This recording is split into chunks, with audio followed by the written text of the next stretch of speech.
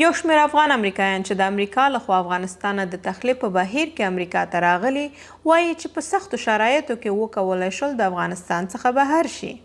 هغه 8 افغاني امریکایي کورنۍ د سانډیګو ښار څخه چې افغانستان ته د خپلو عزیزانو لیدلو لپاره تللي وو د هغې جملې څخه یوازې 7 کورنۍ بیرته امریکې ته راغلي دي او یوه کورنۍ تر اوس مهاله پورې په افغانستان کې ده. چې زمونږ د کورنۍ نه زما مېرمنه او 4 ماشومان په افغانستان کې بند پاتې وو او داسې وخت و چې د آخري 3 ورځې پاتې وې 3-4 ورځې پاتې وې چې دو باید هغې ځای نه وتلی وی.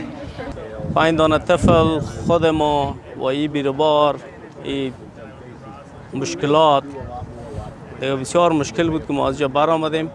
به اندازه بیروبار بود، به اندازه مردم میخواستند که از تریتوری طالبان فرار بکنن.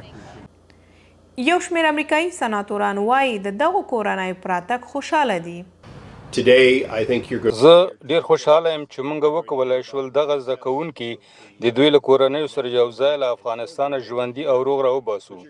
خو د یادولو وړ ده چې موږ باید لا ډیره هڅه وکړو کوم افغانان چې تر اوسه پورې په افغانستان کې بند پاتې دي هغوی هم راوباسو. دا افغانان وایي چې په هیواد کې د روان وضعیت او د خپلو عزیزانو راتلونکي ته اندېښمن دي. صرف فامیل ما نیست مهم، کل فامیل هست. کسایی هست که ویزا دارن، کسایی هست که اسنادشون مکمل است، کلش ماندن اونجا، آمده نتونستن، کس از دروازه تیر شده نتونست. د امریکا د حکومت چارواکي وایي لسګونه امریکایان د HIV ویزو متقاضیان او دغه راز نور افغانان لا هم په افغانستان کې پاتې دي چې راایستلو ته یې ژمن دي.